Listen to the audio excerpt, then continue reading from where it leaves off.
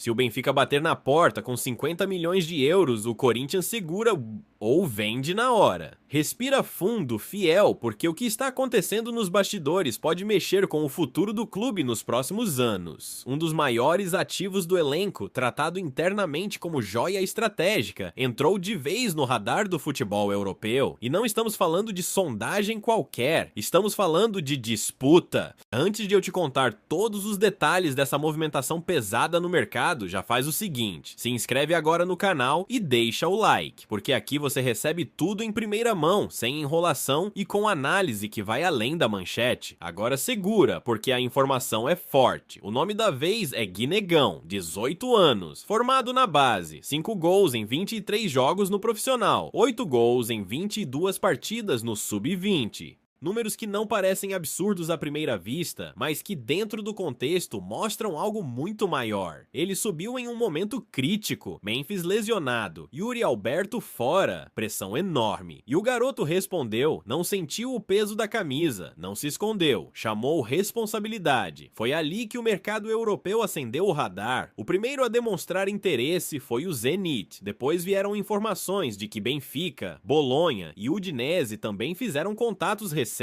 Não é curiosidade, é monitoramento real. E aqui começa o ponto que muda tudo. A multa rescisória está fixada em 50 milhões de euros. Convertendo na cotação atual, ultrapassa 300 milhões de reais. Isso colocaria Guinegão entre as maiores vendas da história do futebol brasileiro. Mas calma, ter multa alta não significa que alguém vai pagar integralmente. Muitas vezes os clubes negociam abaixo do valor cheio, com bônus por metas, percentual futuro e cláusulas estratégicas. Internamente, o Corinthians sabe que ele é o principal ativo de venda do elenco. E mais do que isso, é visto como peça de valorização rápida. Só que existe um dilema: vender agora e aliviar o caixa, ou segurar até o fim da temporada e tentar valorizá-lo ainda mais com mais minutos, mais gols e mais protagonismo. Porque quanto mais ele joga, mais a vitrine cresce. E aqui entra o Benfica. O clube português é especialista em transformar jovens brasileiros em negócios gigantes. Foi assim com vários nomes nos últimos anos. Compram por um valor relevante e vendem depois por cifras ainda maiores para a Premier League. Se o Benfica acelerar, o Corinthians vai precisar tomar uma decisão estratégica, não emocional. E eu te faço a pergunta que está dividindo o Parque São Jorge: você vende agora por um valor alto e garante estabilidade financeira? Ou aposta que ele pode valer ainda mais daqui a alguns meses?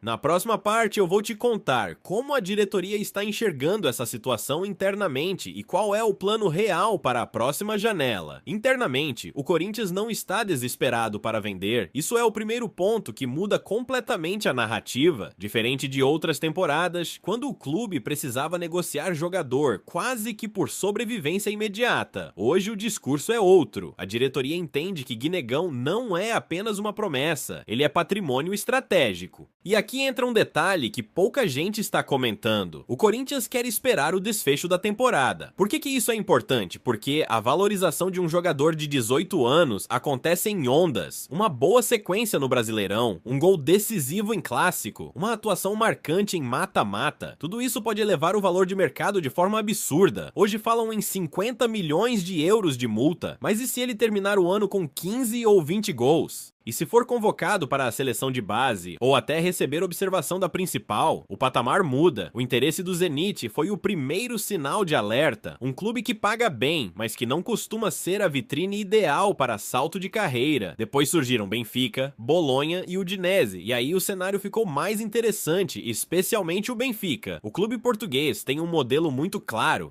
Compra jovem sul-americano, desenvolve, coloca na Champions League e depois vende por valores ainda maiores para a Inglaterra, Espanha ou Alemanha. Se o Benfica realmente avançar, a proposta pode vir estruturada, parte fixa relevante, bônus por metas, percentual de venda futura. E é aí que o Corinthians precisa ser frio, porque aceitar uma proposta abaixo da multa pode ser inteligente, desde que a engenharia financeira seja favorável no longo prazo. Existe também o fator elenco. Hoje, Guinegão voltou a ser considerado reserva após o retorno de Memphis e Yuri Alberto. Isso pode diminuir minutos em campo, e menos minutos significam menos vitrine. Então a comissão técnica tem um papel fundamental. Dorival precisa equilibrar competitividade com valorização de ativo. Se o garoto some do time, o mercado esfria. Se ele entra e decide jogos, o telefone toca com mais força. E tem outro ponto sensível: a torcida. Parte da Fiel quer segurar as joias.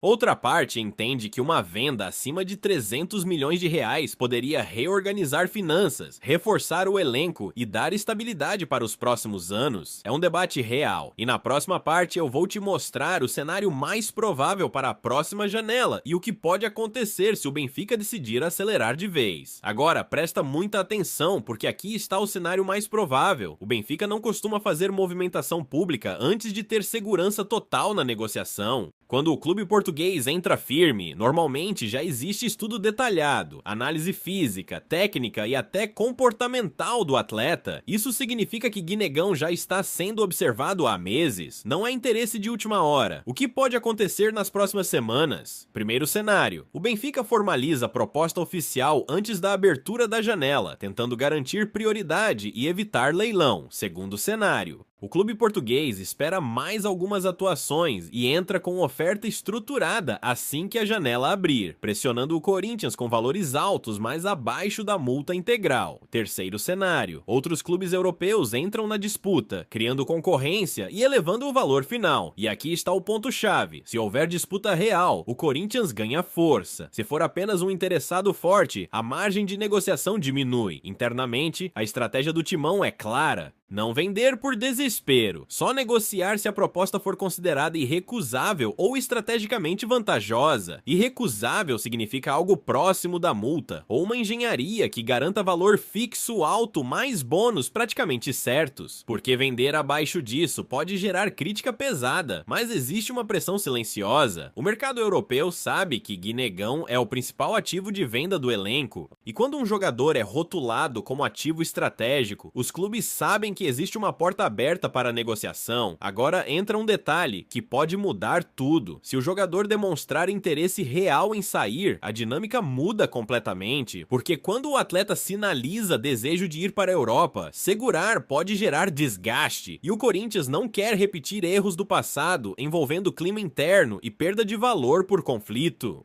Então, o desfecho pode depender não apenas da diretoria, mas da vontade do próprio jogador. E na próxima parte eu vou falar do impacto real dessa possível venda no elenco, nas finanças e no planejamento de 2026. Agora vem a parte que realmente mexe com o futuro do Corinthians. Se Guinegão for vendido por um valor próximo de 50 milhões de euros, estamos falando de mais de 300 milhões de reais entrando nos cofres do clube. Isso não é apenas uma venda, é mudança de patamar financeiro. Com esse valor, o Corinthians poderia quitar dívidas de curto prazo, aliviar fluxo de caixa, reduzir pressão política interna e ainda investir em reforços pontuais de alto nível. Mas existe um risco: vender cedo demais pode significar perder um jogador que poderia render ainda mais dentro de campo e financeiramente no futuro, porque se ele explode de vez, vira artilheiro do Brasileirão ou decide jogos grandes, o valor pode subir ainda mais. Por outro lado, existe a lógica do mercado. Jogador de 18 anos valorizado na Europa é ativo quente. Se sofrer queda de rendimento ou lesão, o valor despenca rapidamente. É um jogo de timing. E aqui está o ponto estratégico. O Corinthians hoje vive um momento de reconstrução financeira. Uma venda grande poderia dar fôlego para 2 ou 3 anos de planejamento mais estável, mas ao mesmo tempo, a torcida quer competitividade imediata, quer título, quer time forte.